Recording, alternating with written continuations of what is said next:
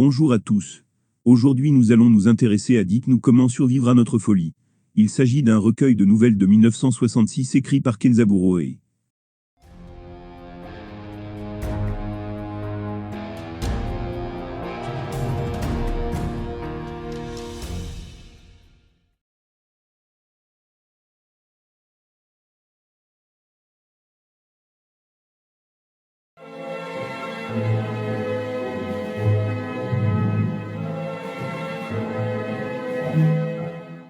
Le narrateur et son frère cadet fouillent les cendres d'un crématorium pour trouver des ossements qui pourraient être portés comme des médailles. Au crépuscule, ils reviennent au village, qui est coupé du monde, depuis que le pont menant à la ville a été détruit. Ceci explique pourquoi la guerre n'a que très peu touché le village. En chemin, ils rencontrent Bec de Lièvre, qui tient un chien qu'il a mordu plusieurs fois. Bec de Lièvre et le narrateur auraient dû chasser le chien sauvage ensemble, mais Bec de Lièvre ne l'a pas trouvé. Un avion ennemi passe dans le ciel. Les deux enfants retournent à la maison. Il s'agit d'un lieu où était implanté un ancien élevage de vers à soie. L'habitation est misérable et n'a aucun meuble. Le père prépare le dîner. Cet homme gagne sa vie en chassant du gibier. À l'aube, un bruit se fait entendre. Le matin, Bec de Lièvre dit aux deux frères que l'avion s'est écrasé durant la nuit et que les hommes du village sont à la recherche des soldats ennemis pour les prendre. Le narrateur veut se rendre sur place, mais Bec de Lièvre dit qu'il est interdit aux enfants d'y aller. Puisque le père ne reviendra pas avant la nuit, les deux enfants préparent leur repas de pommes de terre. Ils se livrent en conjectures concernant les soldats. Ils vont à la source pour se baigner. Ils y retrouvent Bec de Lièvre, qui est accompagné de fillettes. Au coucher du soleil, les hommes ne sont toujours pas revenus, alors que le narrateur attend impatiemment leur retour. Les hommes ne reviennent qu'à la nuit encadrant un géant noir. De loin, les enfants guettent la scène. Le soldat disparaît dans une trappe de la resserre. C'est la maison où vivent les deux enfants. Le narrateur et son frère rentrent à la maison, mais ils n'entendent rien. Le père vient auprès de ses enfants. Nous apprenons qu'il ne reste plus que la queue de l'avion. Il y avait deux autres soldats qui sont morts, le survivant a sauté en parachute. Le soldat sera mis à l'engrais, jusqu'à la réponse du chef-lieu. Le lendemain, le père réveille le narrateur. Ils vont tous les deux en ville en traversant la montagne. Tandis que le père va annoncer la nouvelle à la mairie, le narrateur va vendre les pots de belettes. Comme le père n'a toujours pas fini, le narrateur va voir l'homme qui apporte les nouvelles au village. Ce dernier, qui est surnommé Gratte-Papier, est déjà au courant de la nouvelle. Il parle ensuite de la fermeture de l'école qui arrange bien les enfants. Lorsque le père quitte la mairie, aucune décision n'a été prise. Alors qu'il prend son déjeuner, le narrateur croise une fillette qui lui plaît, mais la fillette semble dégoûtée par lui. Le père et le fils reviennent au village le soir. Le narrateur apprend de son frère que le soldat n'a fait que dormir toute la journée. Le frère aîné est désigné pour descendre de la nourriture au soldat. Il est entre l'excitation de voir le soldat et la peur. Tandis que le soldat se restaure, il a tout le loisir d'observer l'homme.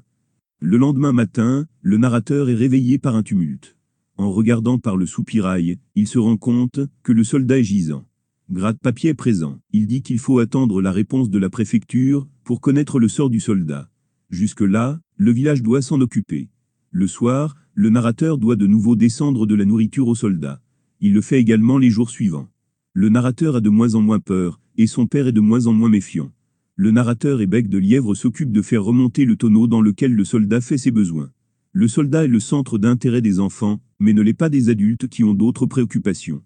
Le narrateur et Bec de Lièvre passent du temps dans la cellule. Il décide d'enlever les chaînes du piège à sanglier, car il a causé une infection au soldat. Bec de Lièvre casse le piège, le soldat le répare. Gratte-Papier est emmené au village. Il est tombé, et sa jambe artificielle est inutilisable. Le narrateur et Bec de Lièvre amènent la jambe au soldat qui la répare. Gratte-Papier essaie sa jambe, le soldat est mené hors de son cachot. Gratte-Papier lui offre une cigarette et le soldat sa pipe. Le soldat est régulièrement sorti. Il assiste à la mise à mort d'une belette et suit le processus de création d'une fourrure. Les habitants n'ont plus du tout peur du soldat. Le narrateur et Bec de Lièvre emmènent le soldat à la source. Ils le font copuler avec une chèvre. Gratte-Papier vient au village. Il dit qu'il faut que les villageois amènent le soldat à la préfecture. Avant que les adultes ne viennent chercher le soldat, le narrateur va le voir. Le soldat verrouille la trappe, avec le piège à sanglier. Le narrateur reste à l'intérieur du cachot. Les adultes ne peuvent pas pénétrer dans la cellule. Le garçon est pris au piège. Le lendemain, les villageois finissent par casser la trappe. Le soldat se sert du narrateur comme bouclier. Le père du garçon avance avec une serpe. Le narrateur ressent un choc sur sa main et sur le crâne du soldat. Le garçon perd connaissance. Quand il se réveille, on remarque qu'il n'est que blessé à la main et que le soldat est mort. Le garçon est pris de dégoût pour les gens de son village. Il rejoint les enfants qui s'amusent avec les débris de l'avion qui servent de traîneau. Bec de Lièvre voudrait se bagarrer avec lui, mais le narrateur ne le souhaite pas. Le garçon comprend qu'il ne fait plus partie des enfants. Gratte-Papier vient et dit que le narrateur pense à faire un tour de traîneau. Gratte-Papier monte sur le traîneau, mais un accident survient et amène la mort de Gratte-Papier.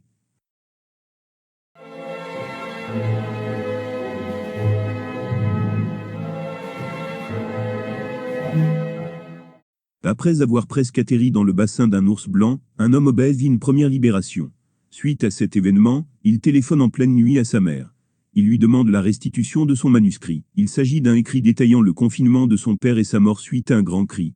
Si elle ne le fait pas, il menace d'écrire une biographie fictive. La mère ne dit pas un mot et raccroche. L'obèse pleure dans son lit, puis s'endort. La mère a toujours refusé de répondre aux questions de l'obèse au sujet de la fin de son père. Pour éviter de répondre aux questions de son fils, elle feint la folie. Pour la prendre de court, l'obèse feint la folie, avant que la mère le fasse. Le lendemain du coup de téléphone, la mère envoie des messages à toute la famille. La femme de l'obèse en reçoit un. Le message dit que l'obèse est porteur de la syphilis qu'il a rapportée de l'étranger, et non d'une tare héréditaire. L'obèse a un fils qui est handicapé. À l'accouchement, le docteur a dit que l'enfant allait soit mourir, soit rester idiot. Quand l'obèse est allé à la mairie, pour déclarer son enfant, il n'avait pas encore réfléchi au nom de l'enfant qui subissait au moment même une opération qui allait peut-être lui apporter la mort. L'obèse a décidé d'appeler son fils Maury, ce qui signifie forêt. Après avoir ramené son fils à la maison, l'obèse décide de l'appeler Ior, qui est un autre nom du personnage de Bourriquet dans Winnie l'ourson. Si la mère de l'obèse venait à mourir, le secret au sujet du père serait enfoui à jamais. L'obèse pense que la cause du comportement du père renvoie à son état psychologique et à l'handicap du petit-fils. L'obèse a l'habitude de dormir, avec son bras tendu vers le berceau de son fils, pour que son fils puisse le toucher au cas où il se réveille. Le père et le fils ont pour habitude de se rendre à vélo, pour aller dans un restaurant chinois commander un Pepsi-Cola et un bouillon d'os aux nouilles et ce quel que soit le temps. Maintes fois, ils sont arrêtés par des agents de police, car on ne peut pas être à deux sur le même vélo. L'obèse refuse de plier, et cela lui a toujours été bénéfique. À la fin du repas, l'obèse dit toujours la même phrase à son fils qui est Ior: « Est-ce que c'était bon, le Pepsi-Cola et le bouillon d'eau aux nouilles ?» Le fils lui répond en répétant la même phrase. Le bouillon d'os aux nouilles serait la cause de son obésité, et celle de son fils. Il pense que lui et son fils sont comme les Célatus, car chez ces animaux, le mâle plus petit vit collé à la femelle. Quand l'un souffre, l'autre souffre. Lors de l'opération au cerveau de l'enfant, l'obèse a voulu lui faire transfuser son sang en grande quantité. L'obèse n'a pas défailli, tandis que l'enfant était sous anesthésie. Lorsque l'enfant s'est ébouillanté le pied, l'obèse l'a su sans même le voir, et a poussé des gémissements sans avoir mal dans sa chair.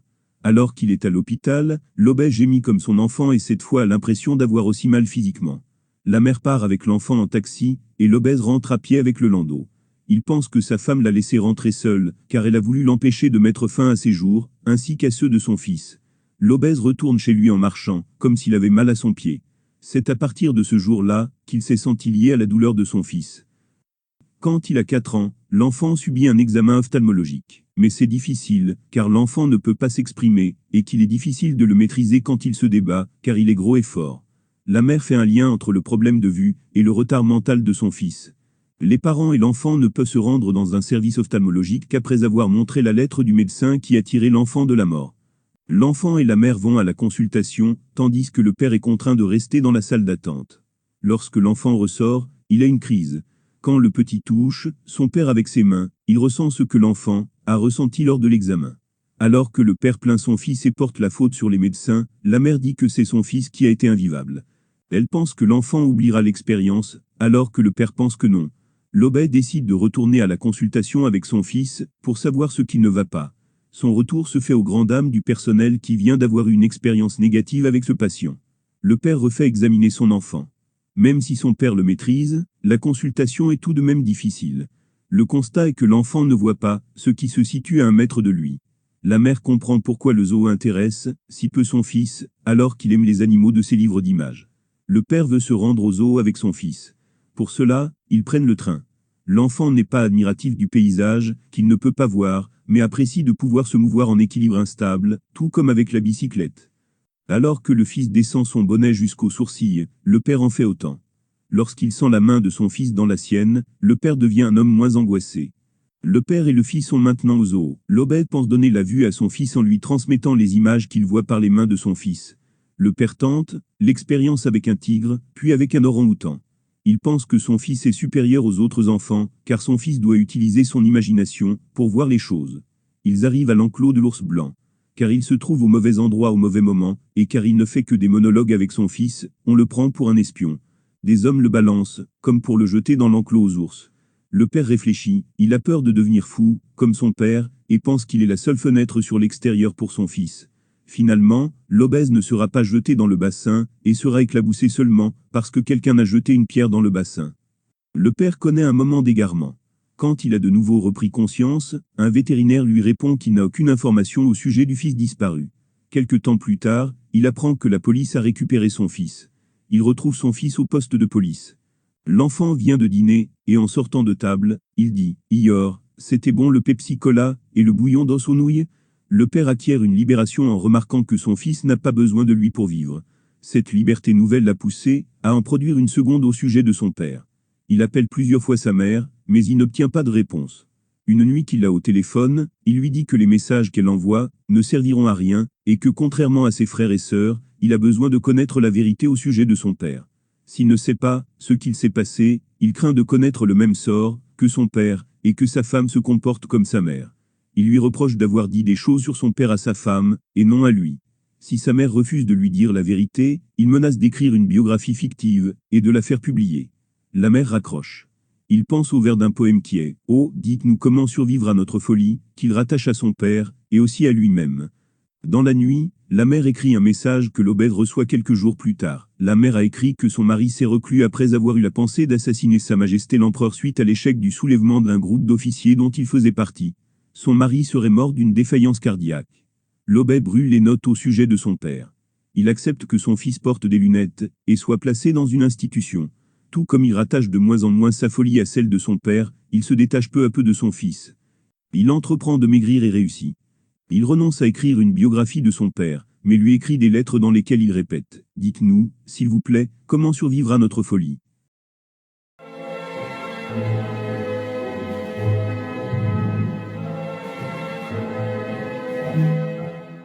Le narrateur dit voir clair de l'œil droit, mais trouble de l'œil gauche. Il y a 10 ans, ses deux yeux avaient une vision parfaite. À ce moment-là, il était étudiant, et à la recherche d'une œuvre intitulée L'âme enchantée de Romain Rolland. Quand il est à la recherche d'un travail, son oncle lui en fournit un dans une banque. Le banquier lui demande de faire des sorties, avec son fils qui vit confiné dans sa chambre. Son fils s'appelle D, il s'agit d'un ancien compositeur de 28 ans. Son fils est décédé, il a divorcé de sa femme, et aurait eu une liaison avec une actrice. Le narrateur devra surveiller D, et éviter les esclandres. Il commence le travail dès le lendemain. Dès son entrée, il entend des rugissements de fauves, qui ne sont en réalité que des enregistrements de rhinocéros mis en accéléré. D se retire, afin de se préparer pour la sortie. Le narrateur et D se promènent. D regarde le ciel. Il dit voir parfois une personne dans le ciel, et que cette personne descend vers elle. D sait que son employé ne pourra pas la voir, et il lui demande de ne pas être surpris, de ne pas rire, et de ne pas lui imposer le silence, lorsque la personne invisible sera là. Ils prennent le tram, pour aller jusqu'à Shinjuku. D est complètement hermétique au monde extérieur. Ce n'est qu'après le voyage en tram, que l'employé remarque, que D est en conversation avec un être invisible. L'employé s'affole, ce qui fait disparaître l'être invisible. Il rentre en taxi à la maison. L'employé est payé. Il attend l'infirmière à l'extérieur de la maison. Elle dit que D voit un bébé fantôme grand, comme un kangourou appelé Agouyi. Ce fantôme aurait peur des chiens et des policiers. Le mieux est de faire semblant de ne rien remarquer. L'employé revient travailler la semaine prochaine. Cette fois-ci, les deux hommes se promènent dans un parc d'attractions. D voit son fantôme dans une nacelle de grande roue, alors qu'il est seul. Après avoir laissé une trace de pas dans le ciment, D s'emporte, car il veut absolument dédommager les ouvriers qui enlèveront sa trace de pas. Sur le chemin du retour, D explique que comme un voyageur qui visite le passé, il ne veut laisser aucune trace. Il dit avoir cessé de vivre dans le temps actuel. Lors d'une sortie, l'employé doit prendre un colis auprès de l'ancienne femme de D. La femme lui donne à boire de la bière. Ils parlent ensemble. Le narrateur apprend qu'Agouyi serait le fantôme du bébé qu'ils ont perdu. Agouyi serait le seul mot qu'a prononcé le bébé durant sa courte existence.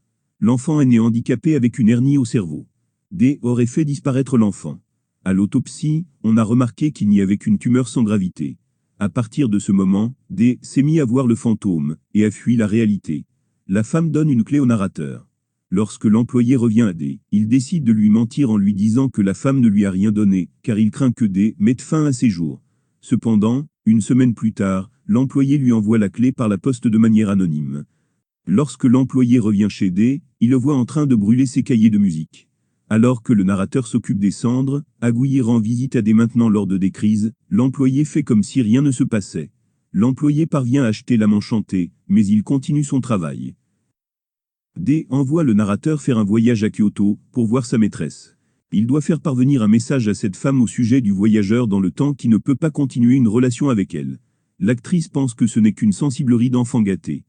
Elle invite le narrateur à boire du cognac, lui qui en matière d'alcool n'a pour l'instant bu que de la bière. Elle dit que lorsque l'enfant est né, ils étaient tous les deux dans une chambre d'hôtel. D est parti, et n'a donné aucune nouvelle. Elle s'inquiète pour la vie de ce bébé dans l'au-delà, car il doit n'avoir aucun souvenir de sa vie sur Terre. Elle pense que si B le fait redescendre sur Terre, c'est pour lui donner des souvenirs. L'actrice réserve une chambre dans l'hôtel pour le narrateur. Elle l'invite à boire un verre dans sa chambre. Après qu'il ait répondu que tous les étudiants ne pratiquent pas le flirt poussé, elle l'envoie dans sa chambre. Ce n'est que lorsqu'il se réveille le lendemain matin qu'il comprend le vœu de l'actrice. Il entre dans sa chambre. Après qu'elle ait dit qu'il était venu pour abuser d'elle, il repart dans sa chambre. D et le narrateur font une sortie à vélo. D se met à siffler la sicilienne. L'employé la siffle avec lui. Jaloux du sifflement de D, l'employé se met à aller plus vite avec son vélo. Il comprend que si D accélère c'est, car il imagine qu'Agouyi galope à ses côtés. Il s'approche d'une meute de chiens. L'employé prévoit la catastrophe. Il parvient à laisser les chiens passer en se collant contre une clôture. Il se met à pleurer. D n'est pas du tout paniqué, l'employé pense que l'enfant fantôme a dû prendre la fuite. D lui récite les vers d'un poème de Shuya Nakahara, qui parle de spectres d'enfants morts, et il lui cite des tableaux dans lesquels on voit des créatures aériennes. Il attribue l'attitude de l'employé au fait de pouvoir voir les morts sans avoir eu à faire de sacrifice. Il lui demande s'il a déjà perdu quelque chose d'important. Le narrateur lui répond son chat. D dit que le chat doit être dans le ciel. L'employé pense alors que c'est possible. La veille de Noël, alors qu'ils sortent pour aller au port de Tokyo, le fantôme descend du ciel en cours de route. À un carrefour, le fantôme se fait écraser par des camions. D le rejoint et est blessé. L'employé monte dans l'ambulance avec D et le conducteur du camion. Le narrateur attend à l'hôpital. La famille de D arrive et se rend dans la chambre du blessé. L'employé se demande si D a voulu se suicider et si cette histoire de fantôme n'était qu'une mascarade. Quand il est autorisé à voir le malade, il dit qu'il pense que D a fait appel à ses services pour faciliter sa mise à mort. Il apprend par le journal que D est mort le lendemain. Le printemps dernier, l'employé a reçu des pierres de la part d'enfants. Une des pierres lui a abîmé un œil. Il a pu voir Agouyi.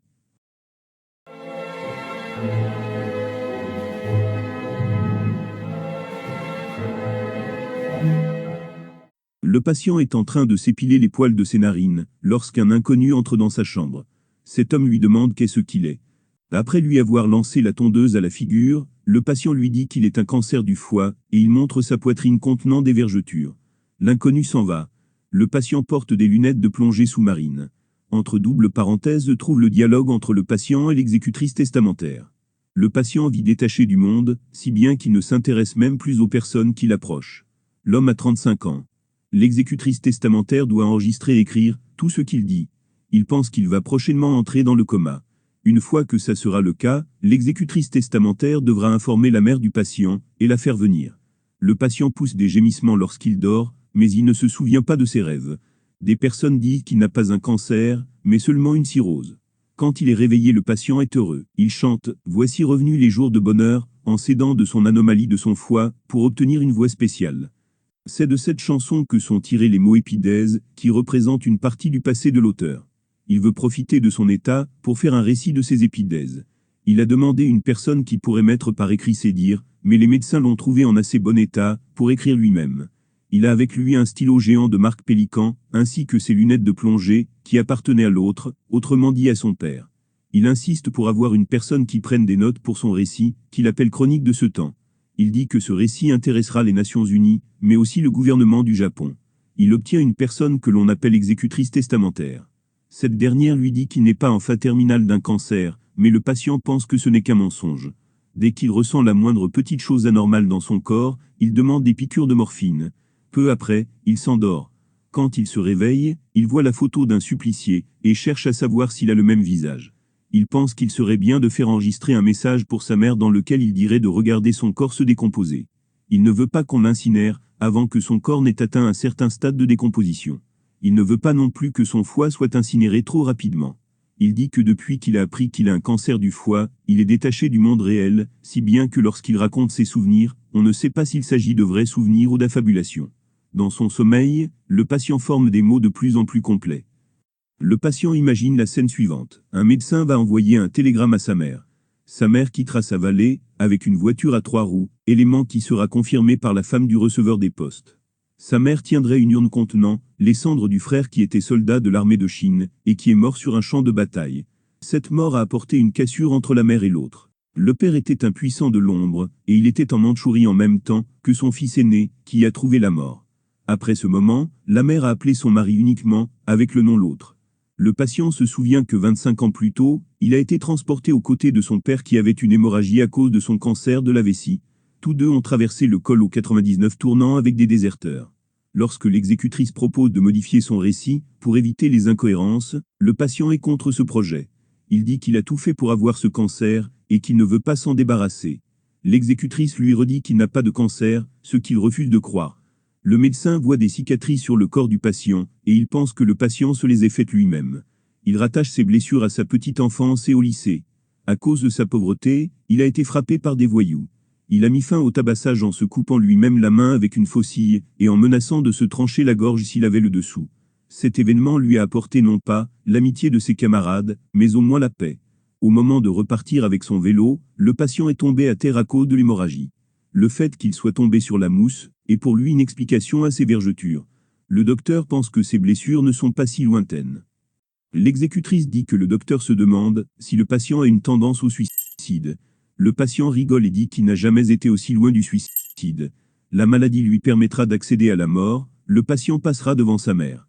À la fin des années lycée, le patient a tenté de mettre fin à ses jours, mais sa mère l'a surpris, ce qui a mis fin à sa tentative.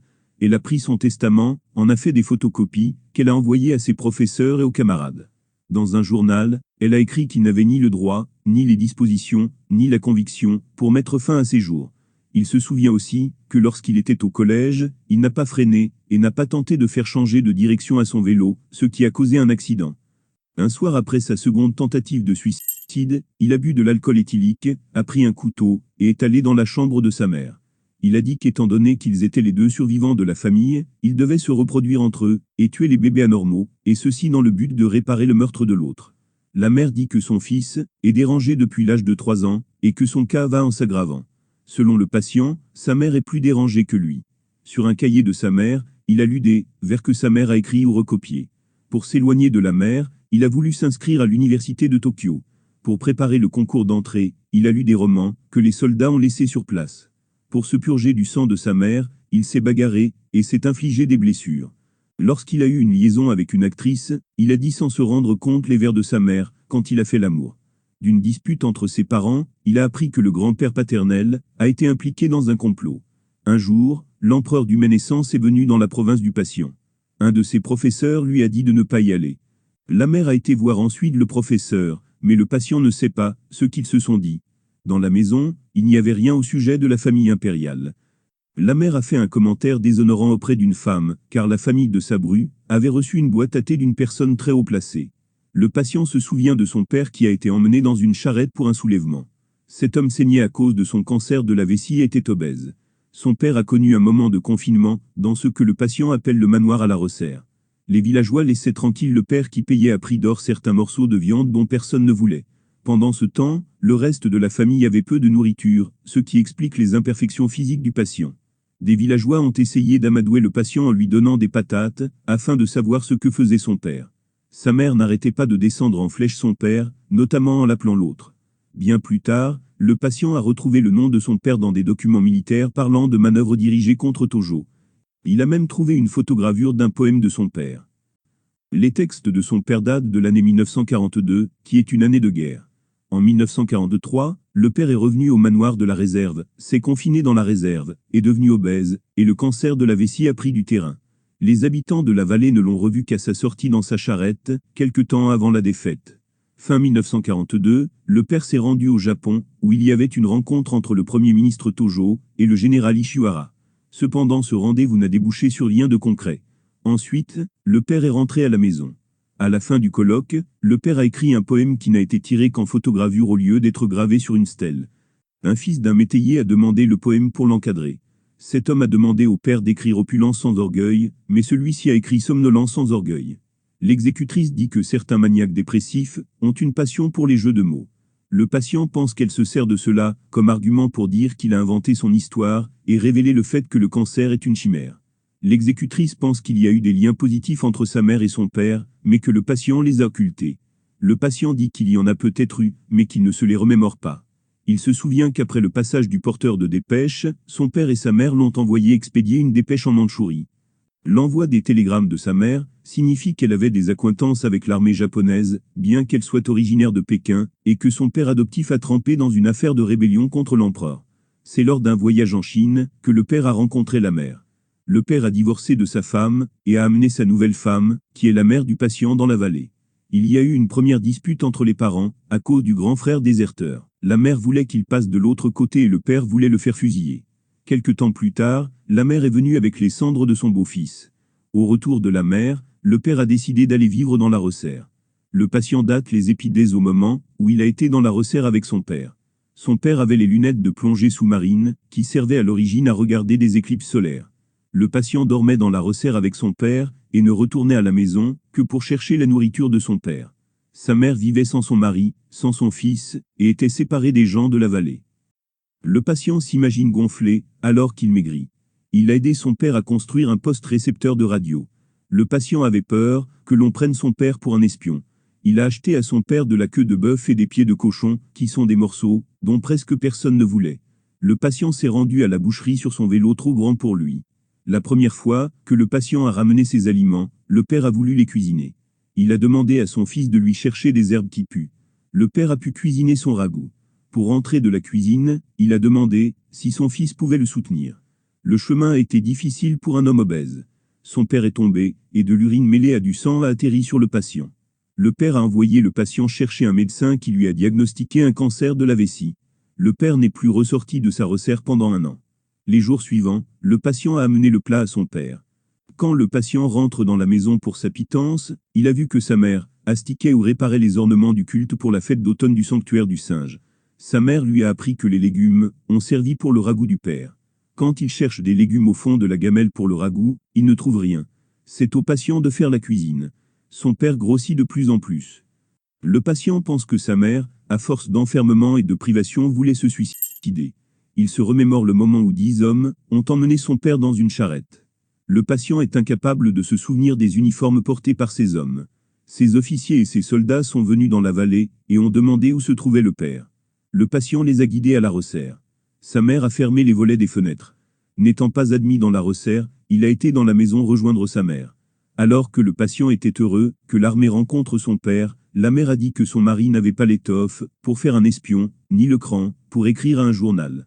Le patient a tenté d'écouter la conversation entre son père et les visiteurs. Il a dit à sa mère que les hommes allaient se soulever et qu'ils avaient choisi le père comme chef. Un officier a dit à la mère que le maître voulait lui parler. L'exécutrice dit qu'il est normal que le patient ne se souvienne plus des uniformes, car ces hommes n'en avaient pas. Le patient pense que ces hommes avaient des uniformes, sinon il se serait fait arrêter par la police locale. La guerre venait juste de finir. L'exécutrice remarque un problème dans le récit. Elle dit que les soldats ne sont pas arrivés chez le patient le 15 août à cause des crues.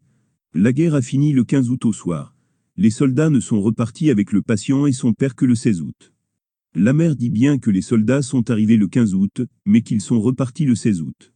La mère se situe à un des angles du lit. Le 16 août, les soldats ont transporté le mari et l'enfant sur le chariot. Durant les moments de présence au manoir de la Rosère, les invités ont écouté les quelques disques de Bach que le père n'avait pas vendus. Dans la nuit du 15 août, la mère a dit aux villageois de cacher leur charrette pour soi-disant éviter la réquisition. Les soldats ont fabriqué rapidement un caisson de fortune et sont partis en direction du chef-lieu. Le garçon s'est occupé de l'hémorragie de son père. Les soldats ont chanté une cantate de Bach que le père traduit faussement par Sa Majesté l'Empereur, de son auguste main, daignera essuyer mes larmes. Ô mort, viens vite, ô mort, sœur du sommeil, viens vite. Sa Majesté l'Empereur, de son auguste main, daignera essuyer mes larmes. J'attends avec espoir que Sa Majesté l'Empereur, de ses augustes doigts, daigne venir essuyer mes larmes. Lorsqu'un avion est passé au-dessus de leur tête, les soldats ont pensé à atterrir sur le palais. C'est ce qu'ils appelaient la mort volontaire des fidèles, ce qui donne du sens à leur chant. Le patient finit par chanter ce chant, montrant par là même son accord pour ses pensées. La mère ne comprend pas la contradiction qu'il y a entre tuer l'empereur et lui demander d'essuyer ses larmes. Lorsque l'officier a appelé la mère, son mari lui a dit que lui et son groupe allaient prendre 10 avions qu'ils allaient maquiller en avions américains et bombarder le palais japonais. Il a demandé à sa femme son paquet d'actions que son père adoptif avait prises pour faire vivre sa famille, même en cas de perte de la guerre. Le père et son groupe n'ont même pas eu le temps de monter leur coup, car ils ont été tués lors d'une fusillade à l'entrée de la banque. Seuls les officiers ont survécu. Ils ont dû partir avec l'argent.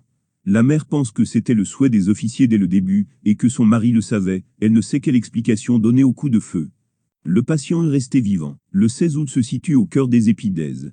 Alors que le 15 août, l'empereur semble être descendu sur terre, il remonte au ciel le 16 août. Ce n'est qu'après avoir retiré l'argent à la banque que le père et son groupe ont été fusillés par un autre groupe dans un camion militaire, à moins que ce ne soit par l'avion qu'ils avaient vu précédemment. La raison de ce tir reste inconnue. Le patient pleure, et sa mère lui essuie les larmes. Le visage du patient ressemble au visage de l'enfant de jadis, ou à celui de son frère, avant qu'il soit fusillé. Le patient a imaginé des choses pour se laver de la responsabilité. La mère remarque qu'elle n'aurait jamais dû laisser son enfant partir sur la charrette. Elle sait que son mari savait que ça allait être un fiasco, et il a entraîné son fils pour ne faire dire qu'il n'avait pas pris cette chose au sérieux. Le patient a dû le sentir, puisqu'il s'est enfui alors que les hommes étaient encore à l'intérieur de la banque. La mère venue sur les lieux a retrouvé son fils près d'un camion. Personne ne s'était douté que cet enfant était le fils de l'homme dans le chariot qui avait été fusillé. Les événements du 16 août sont à l'origine des gignements du patient lorsqu'il dort et fait des cauchemars. Le patient, en plus de ses lunettes de plongée, a maintenant des écouteurs pour entendre la cantate de Bach. Il se coupe encore plus du monde extérieur. Il continue seul sa chronique de ce temps. Il chante les épidèses. Le fou du début de la nouvelle était en réalité sa mère. Il attend de se métamorphoser en homme cancer. Il espère que le cancer le fera maigrir et lui fera retrouver son corps du 16 août. En plus de épidèse, il lui arrive de chanter la cantate de Bach. Il revit à sa manière la scène du 16 août. Lorsqu'un médecin branche un micro au magnétophone pour dire quel est le vrai état du malade, le patient ne l'écoute pas.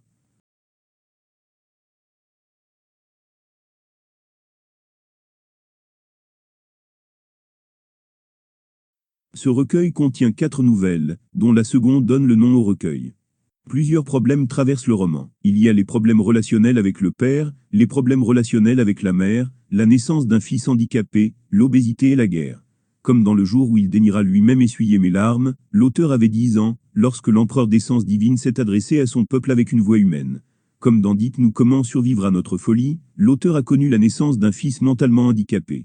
Cependant, rien ne dit que les textes des nouvelles sont des récits autobiographiques. Historiquement, les bombardements de Nagasaki et d'Hiroshima ont eu lieu le 6 et 9 août 1945. Le 15 août 1945, l'empereur a annoncé la capitulation du Japon à la radio. Le 16 août 1945, se déroule la reddition des troupes japonaises face aux soldats soviétiques. Les personnages ont des problèmes avec leur père. Ceci transparaît peu dans Gibier d'élevage. Cependant, nous pouvons voir le soldat noir comme un second père pour le narrateur. Par ailleurs, lorsque le narrateur s'intéresse à cet homme, le père a comme disparu. Ce n'est qu'au moment du meurtre du soldat par le père que le père réapparaît soudainement et brutalement. La mère du narrateur n'apparaît pas, ce qui fait que le narrateur ne vit qu'avec des hommes. Parmi eux, se situe son père, son petit frère, leur ami et gratte-papier. Les soucis relationnels avec le père existent aussi dans Dites-nous comment survivre à notre folie. La réclusion et la mort du père restent un mystère pour l'auteur, et est une obsession. En étant si proche de son fils, l'obèse cherche peut-être à combler l'absence du père décédé, ou l'absence du père due à sa réclusion. La mère de l'obèse semble être un poison pour son fils. Elle rend sa guérison impossible en ne lui révélant pas la vérité au sujet de son père. À la fin de la nouvelle, la mère écrit la vérité, mais elle peut très bien mentir. Peut-on accorder du crédit à des mots provenant d'une main ennemie? Par ailleurs, cette vérité ne sera pas suffisante à l'obèse qui entretiendra une relation étrange avec son père, bien après sa mort. La mère d'Ior est, elle aussi, un poison pour l'obèse, car en plus de déserter le lit conjugal, elle tente de mettre des barrières entre son fils et son mari. La mère d'Ior est aussi nocive pour son fils. Au lieu de comprendre son fils, comme le fait l'obèse, elle ne fait attention qu'à la vision extérieure des personnes dans la salle d'attente ou des médecins qui ont examiné son fils. Le fait qu'elle échoue à l'examen médical de son fils prouve qu'elle n'utilise pas les bonnes méthodes. Dans Zagouilly, les problèmes parentaux persistent. Cette fois, l'enfant est innocent, puisqu'il a été tué peu de temps après sa naissance. Toute la culpabilité est placée sur les épaules du père, qui ne supporte pas d'avoir tué, ou d'avoir fait tuer son enfant, qui n'était au final pas si handicapé que cela. La non-acceptation pousse le musicien à avoir des hallucinations, et à continuer sa relation avec son fils. L'homme vit séparé de sa femme, et aussi de sa maîtresse. La femme est soit castratrice, soit dominatrice. Les relations du musicien, avec ses parents sont par ailleurs étranges. L'employé ne se sent pas bien, quand il rencontre le père lors de son entretien d'embauche. À l'hôpital, après l'accident, toute la famille se trouve auprès du musicien, alors que l'employé n'a jamais mentionné auparavant une rencontre entre son employeur et sa famille. L'employé a également conscience qu'on l'a embauché pour faciliter le suicide de D. Les problèmes familiaux sont encore plus flagrants, dans le jour où il daignera lui-même essuyer mes larmes. Le patient vit une sorte d'adoration envers son père. Quand il revient à la maison, le patient abandonne sa mère qui vit dans la maison, pour vivre avec son père à la Resserre. Ce temps est appelé par le patient les épidèses, alors que ces jours n'ont rien d'heureux. Le père ne montre aucun signe d'adoration envers son fils, et même froid envers lui, communiquant à peine avec lui. Ce père-ci ressemble au père de la nouvelle Dites-nous comment survivre à notre folie à cause de son enfermement et du fauteuil de barbier, qui se retrouve dans les deux nouvelles. Alors que le père grossit, sa femme et son fils ont des difficultés pour se nourrir. L'acte final du père qui consiste à emmener son fils sur la charrette montre le désintérêt total du père pour son fils, qui ne lui sert que de prétexte. La trahison du père se trouve dans la première et la dernière nouvelle. Alors que l'un donnera un coup de serpette, dans la main de son fils, le second lui détruira son état psychologique durant au moins 25 ans. Ce type de relation se retrouve entre le père et le demi-frère du patient. À cause du déshonneur apporté par la désertion du fils, le père a fusillé son premier fils, ou a fait fusiller son premier fils. Ce meurtre ou presque apporte une division entre le père et la mère. La mère semble trop attachée à son beau-fils, ce qui semble étrange. Elle se dispute avec son mari au sujet de la fusillade, c'est elle qui rapporte les cendres du premier fils à la maison, et qui prend soin de l'urne. Une possible relation entre les deux n'est pas à négliger. Les relations entre la mère et le patient sont malsaines. La mère ne voit son fils que comme un fou qui perd de plus en plus la raison au fur et à mesure que le temps avance.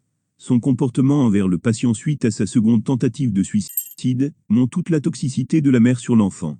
Le patient déteste sa mère, dont le sang coule malheureusement dans ses veines. La mère déteste son mari qui est pourtant adoré par son fils. Après la mort du père, l'enfant semble rejeter toute sa haine sur sa mère. Cependant, en même temps, il semble l'adorer. Ainsi, après la mort du père et du premier fils, il veut repeupler la famille avec sa mère. Quand il a une relation avec une actrice, il répète inconsciemment les vers que sa mère a écrits ou retranscrits. Cette relation amoureuse, que l'on retrouve aussi dans la mère, est perverse. Alors que nous sommes en pleine Seconde Guerre mondiale, la guerre apparaît, mais reste en arrière-plan, peut-être car la plupart des histoires se situent dans le Japon rural. Le mal ne provient pas de la guerre, mais des relations que nous avons avec des personnes proches, qui peuvent être notre famille. Même si certains fils conducteurs traversent les 4 nouvelles, elles ont chacune leur particularité. Dans la première nouvelle, le personnage principal est un enfant. Dans la dernière, même si le patient est adulte, nous sommes focalisés sur l'enfance du personnage. Par ailleurs, le patient est resté plus ou moins un enfant, du moins c'est ce qu'il cherche à faire. Dans la deuxième et troisième nouvelle, le personnage principal est un adulte. Dans les 2 premières nouvelles, les personnages connaissent une évolution positive, puisque l'un des personnages a grandi grâce à son expérience, et que l'autre a trouvé la liberté en comprenant que son fils n'a pas besoin de lui pour vivre. Avec les 2 autres nouvelles, nous rentrons de plus en plus dans le flou. Le musicien a-t-il vraiment vu son enfant? Le patient raconte-t-il réellement son histoire? La mère le fait-elle à sa place? Dans la 3e et 4e nouvelle, les personnages sont tirés vers le bas. Le musicien continue à avoir ses visions, et finit écrasé par un camion à cause de l'une d'elles. Le patient s'enfonce dans la folie, et devient de plus en plus hermétique au monde extérieur. Au fur et à mesure des nouvelles, les personnages deviennent de plus en plus fous, ce qui donne de la valeur au titre du recueil.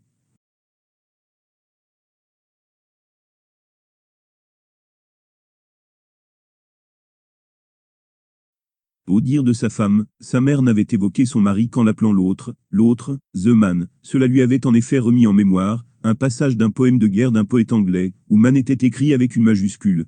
Plutôt que d'une réminiscence, il s'agissait même d'une présence de chaque instant.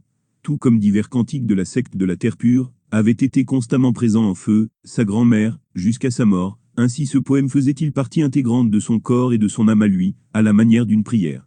Cela était devenu pour lui la supplication de l'autre au plus fort du conflit, où son père avait vu mourir l'un, après l'autre ses amis chinois.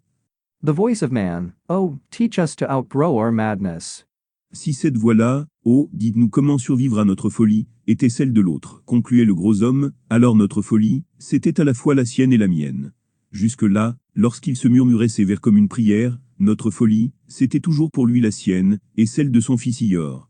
Mais à présent, ces mots ne pouvaient plus concerner que l'autre et lui-même, uniquement. L'autre, sa lourde masse tassée dans le fauteuil de barbier au fond de la resserre de Pizé, avait occulté ses yeux et ses oreilles et répétait inlassablement ses prières. Dites-nous, s'il vous plaît, comment survivre, lui et moi, à notre folie. Et l'Obède s'accrochait obstinément, passionnément à son idée. La folie de l'autre est aussi ma folie, toute préoccupation relative à son fils étant bannie désormais du champ de sa conscience. De quel droit, sa mère coupait-elle brutalement le fil de communication entre lui et la folie de son père? Le gros homme ne pleurait plus. Il tremblait, non de froid, mais de rage, au point que les couvertures produisaient un léger bruit de chaud froissé.